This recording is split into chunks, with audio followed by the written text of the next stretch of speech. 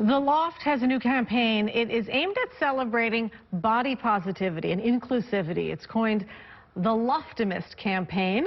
It features 20 women who are leaders and advocates in their fields. They include a former teacher at Marjorie Stoneman Douglas High School, a pediatrician, an attorney, a graphic artist. It's a diverse group. Joining me now are two New Yorkers who are featured in this campaign. Cece Olisa, the co-founder of the CurvyCon, a 3-day plus-size convention, and also model Maxie Green. I want to say good morning to you both. Thanks for coming in. Tell us about this campaign and why you decided to get involved in it. This Loftimist campaign is so inspiring as a woman right now.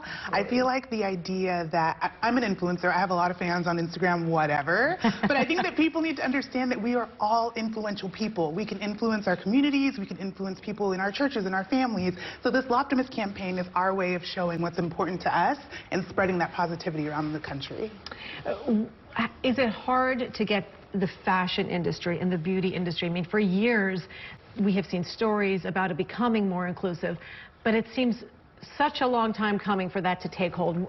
Are you noticing a change now? Oh yeah, a huge shift. I mean, I've really noticed a lot of women coming into higher positions in the fashion industry, which is making a huge change because women want to see ourselves represented, and we want to feel confident from the marketing that we're seeing.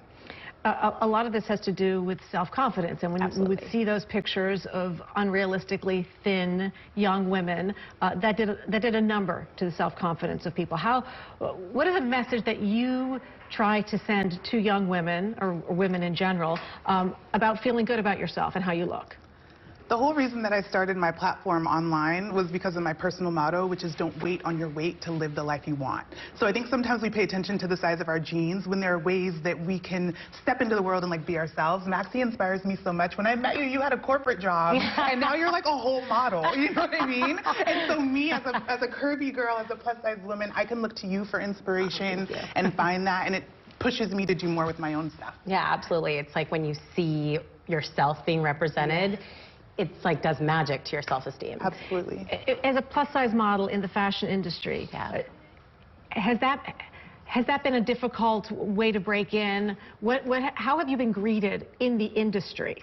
Well, it's funny that you say that, because even as a plus-size model, I'm not really a standard plus-size model because there still are standards, which is funny. I'm shorter, I'm bigger, I don't have like a typical hourglass shape.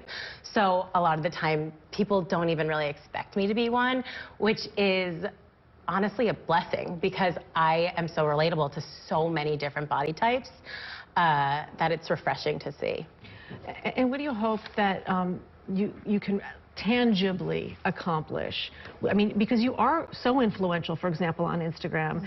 A, why? How did you get to that level? And B, what do you want to make sure that this campaign hits?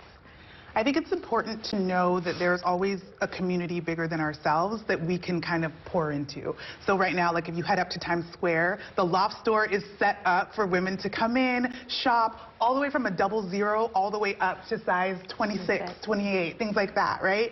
So that is a way that we can all be a community and come together. If there's anything that gets me going with another girl, it's shopping. So Totally. Come up to Times Square, get your picture taken, and see what kind of community you can start. If you see someone like Maxie who inspires you, it means that you can do the same thing. So I try to spread that message on my platforms on Instagram and in Times Square today.